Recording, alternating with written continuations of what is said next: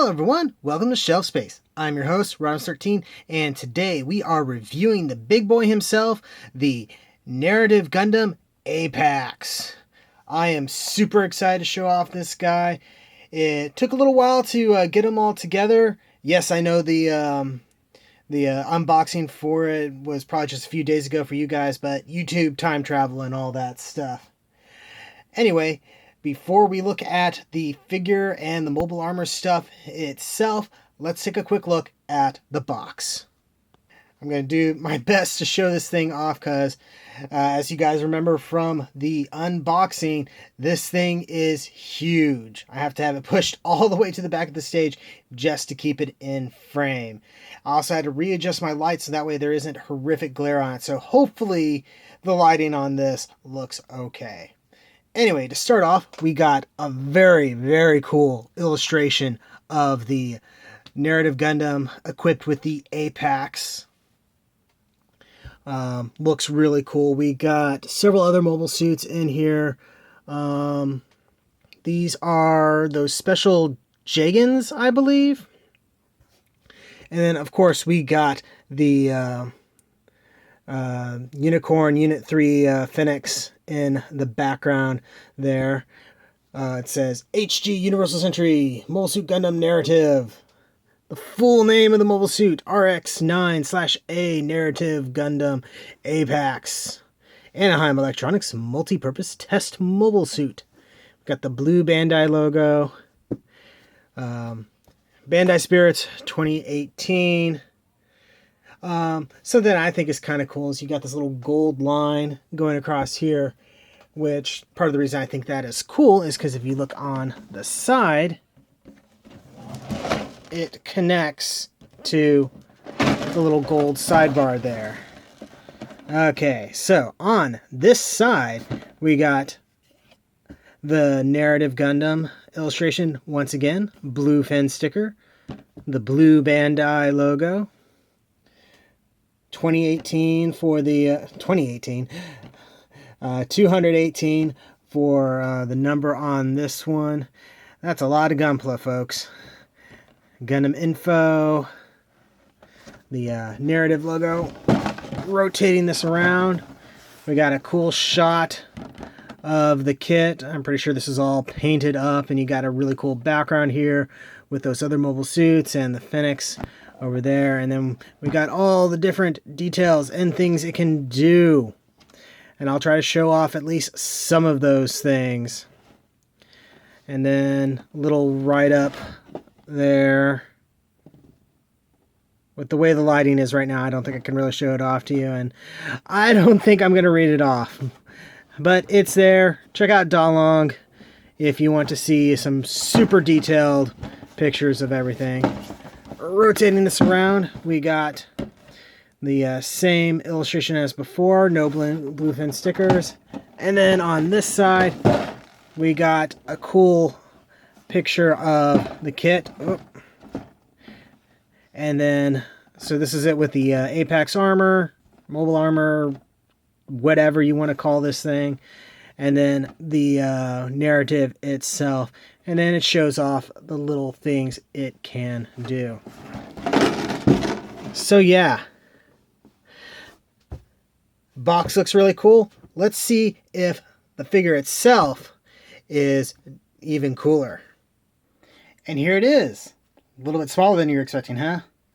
This is the Narrative Gundam itself. No A-Packs or B-Packs or C-Packs. Just a straight up, regular, everyday Narrative Gundam. I figured to get a better appreciation of the scale of the Apex, we'd start off with the core unit, as it were. And I gotta say, actually, as a Gunpla kit by itself, I actually really like it. It looks pretty decent. I mean, it looks very under-armored, but to my understanding, that's how it's supposed to look. So, yeah, I really dig this thing. He looks really cool, and they've done some interesting things with the articulation. So, we'll start off with the head, like we've been doing in the past, and move on to the rest. And here is a good look at the head. And to start off, I want to show off that he's got some fairly nice color separation going on here.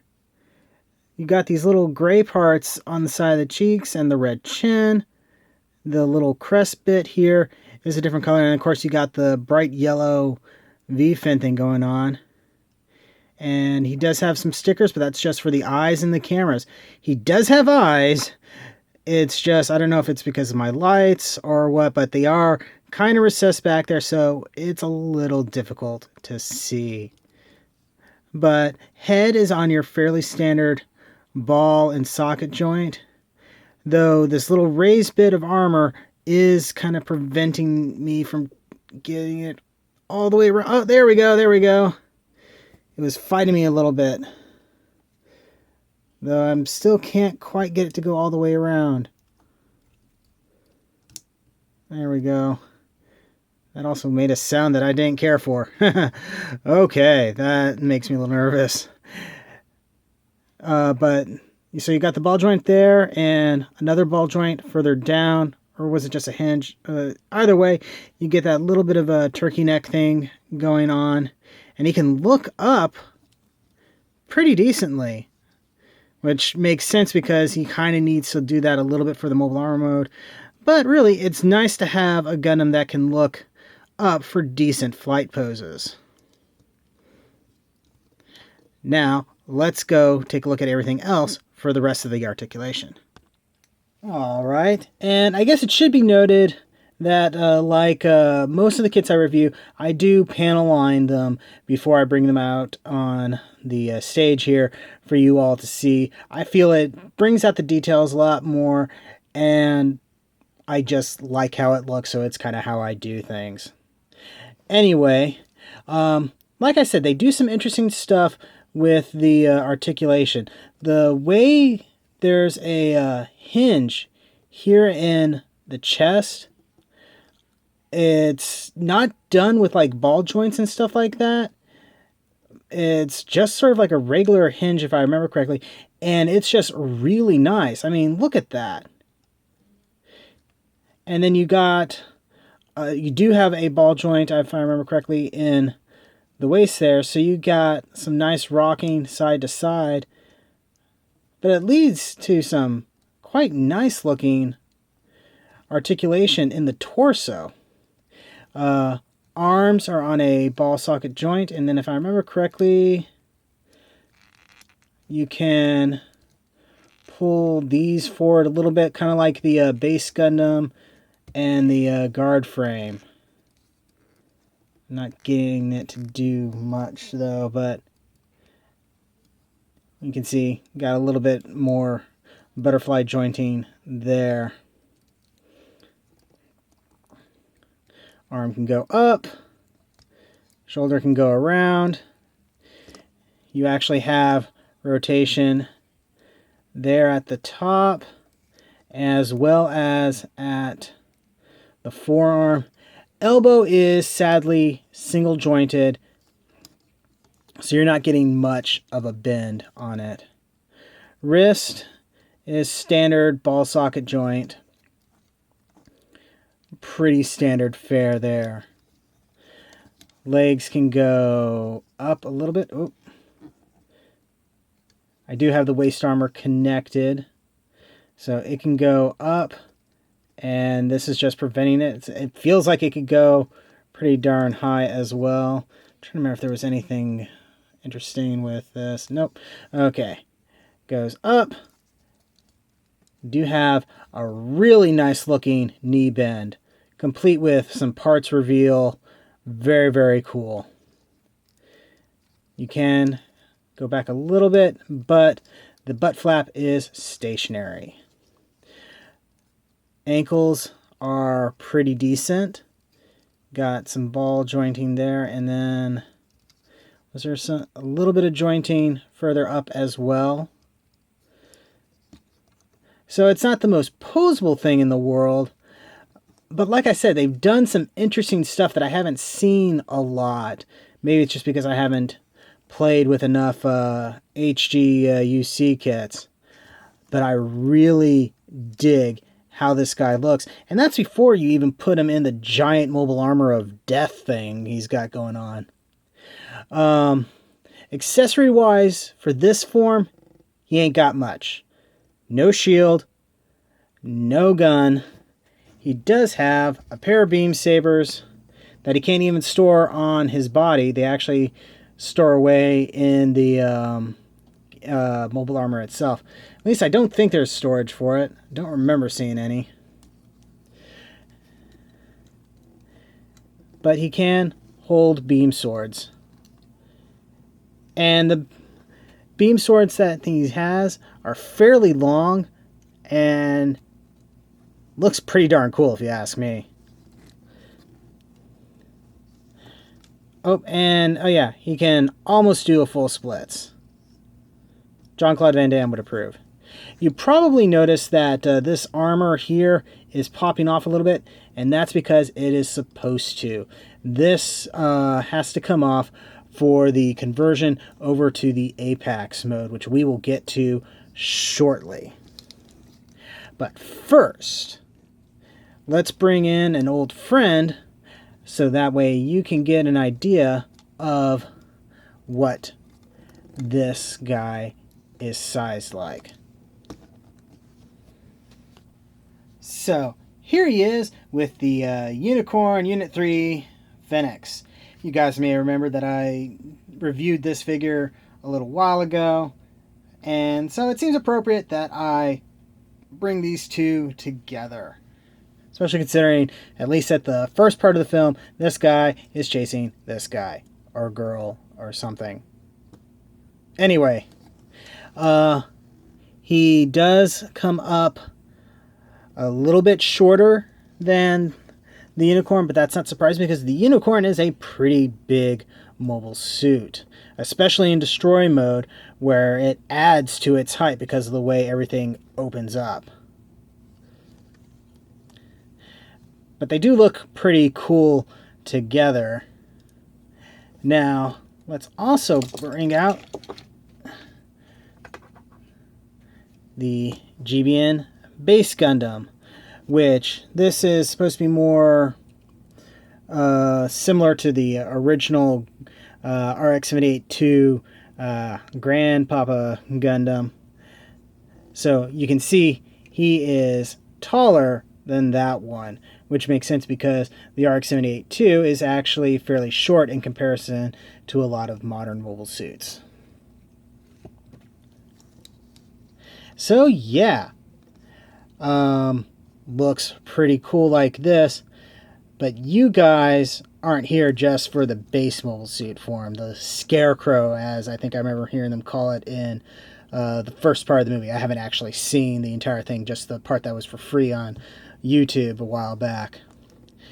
You guys want to see the Apex equipped. So, let's get started with that. Okay, so to start off, like I was alluding to before, these little armor bits need to come off. Need to come off. There we go. And to be honest, that bugs me a little bit.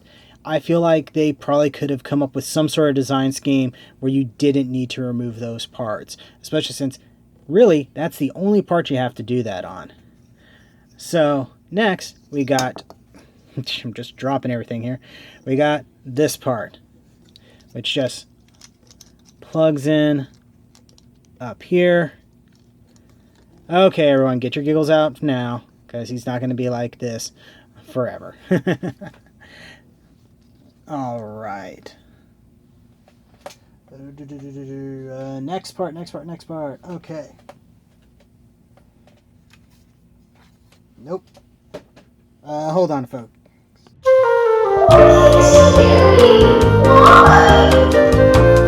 Alright, folks, thought I'd bring out all the pieces so that way you guys can get a good idea of what it all takes to get this guy together. One of the things I don't like about this, and other people have brought it up before, is that you can't just leave the Apex together. It's not like the Dendrobium from the GPO3. I think it's the Dendrobium. where it basically can stay intact like its own little weapons platform ship thing. No, this thing is more akin to armor, but it doesn't really look or act like armor. But basically, if you don't have the narrative in it, it's in pieces, which is unfortunate. But enough rambling about that. Let's go ahead and get this guy together. So we're going to start with the legs. So we got 2 units like this. We're going to pop this off. There's a little recessed area in there. And we're just going to kind of bend them at the knee. And basically everything just sort of fits in there. Nice and snug. Put this on the correct way. And then you should be able to just close it down. And there we go. And now he can't stand anymore. Okay. Second verse, same as the verse. Second verse, same as the first. It's late here, folks. You can't expect the best talking from me all the time. And there goes that, honestly.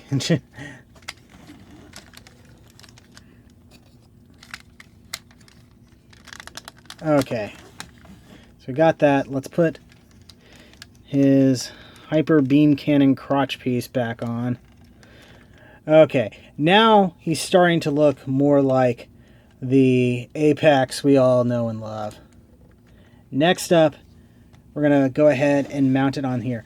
If you look on here, he's got a little port at the base of his spine. Just sort of thread the legs there and plug this in like that. And then have things fall apart on me. Be right back.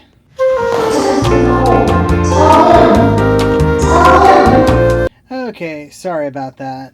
We got them all together now, so let's go and get these cannons on. I think I know which one is supposed to be right, which one is supposed to be left. I think technically you can kind of flip them around, but we'll just have to see. This is where things are going to get awkward. But these plug in over here.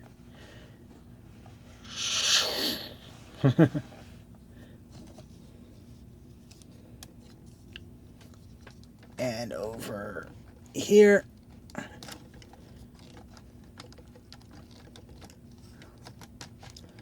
There we go. Now he's looking like a thing. Okay. And here it is all together and looking really pretty darn impressive. And that's exactly what this thing is supposed to do. Is it's supposed to look big and mean. You got the giant thruster, fuel tank things in the back. These big thrusters that were once its legs, which, if I remember correctly, you can sort of move them in and out. I don't know how well you can see that just by doing that. These thrusters here can move around as well. This thing's trying to fall apart on me. Don't do that, man. Don't be like that. And then, of course, you got these giant cannons on the front. You can take the giant beam sabers that we showed off in the unboxing, and if you really want to, you can just pop these in here.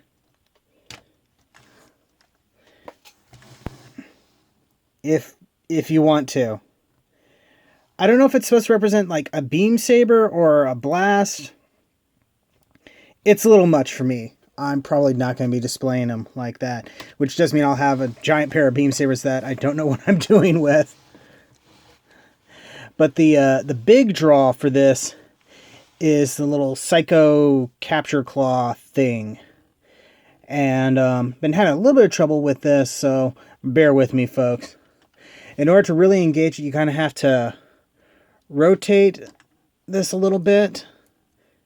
open these up just a skosh and then start sliding it along. And there you go. There's nothing really stopping it other than yourself. So just be wary of that. Wow, that looks really cool. I'm going to take a picture of that because that's nifty. Okay, cool. Then if you want, you can do the same on this side.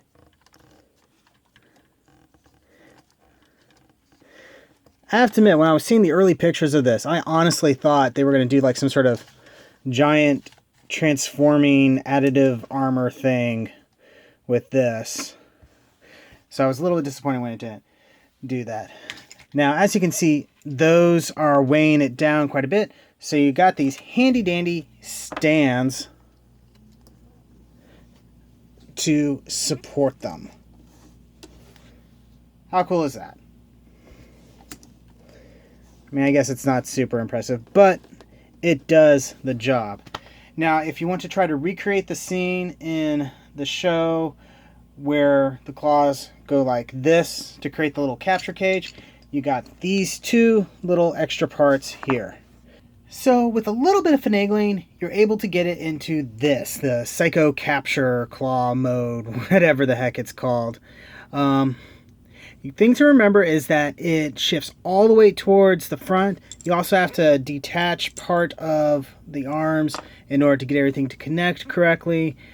And I don't know if it looks cool enough for all of the hassle it takes to get in there, because you have to have these stands here, otherwise it just falls down.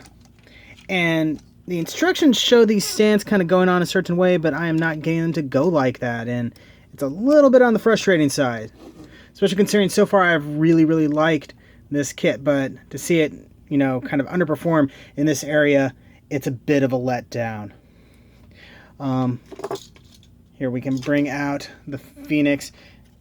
The little tail things have fallen off of him, but this can give you an idea of what it looks like in there. Which makes me think that these were a lot bigger in the anime. I don't know for certain. Anyway, I don't think I'm going to be displaying it like this. It's a cool option. It's nice to have the option. But I think I'm going to go take it back to the standard mode, and then we will start wrapping things up on this review. Alright, so one last little gimmick thing is he's got these little missile pods in the back. This just opens up, and there's little missiles there. You're supposed to put a whole bunch of little red stickers on there. I didn't bother because that's a lot of work, and I'm never going to open that. I'm going to just leave it closed. It's nice to have the option, but I just don't think for my display purposes I'm ever going to need that. So that's a lot of extra work there. You can see they're still there. I mean, if I ever change my mind, I can go with that. I mean, but overall, I am very happy with this kit. Price-wise, you certainly get what you pay for. There's a lot of plastic in this, and I'm actually seeing this guy go for pretty decent prices now. Just a lot of stores put it on sale, so if you see it for sale, I'd say go ahead and get it. You don't really have a whole lot of unused parts per se. You have this, which is something that it comes with the base and isn't used for this kit. You have this weird little part, which I think it's actually used on like the B packs or something. Or I suppose you might be able to put it in the back to put like the beam sabers or something. It doesn't say anything about it in the instructions, if I remember correctly. You also have a trigger hand, which you don't use because he doesn't have a rifle. And then per usual, there's several polycaps you don't use. I'm not going to use these beam sabers, but they do come with it. So yeah, I'd say if you want something big and impressive for your shelf, go for this. Certainly going to be cheaper than something like the GP03 Dendrobium. And that thing is absolutely massive. It's also going to be smaller than the Deep Striker, which I eventually need to put together. Maybe that's something that will happen this year. Maybe if I hit 100 subscribers, I will start putting that together or something. I don't know. But yeah. So, like I said, overall, decent kit. Has some flaws. But what kit doesn't? It looks impressive on the shelf, though, and I think that's what this is designed for. So yeah, this has been a review. Thank you very much for watching. Don't forget to like, comment, subscribe, all that fun YouTube stuff. Ring the bell and all that jazz. Let YouTube know that I am awesome and that everybody wants to watch me. And yeah, so thank you again, and I'll see you the next time you invade my shelf space.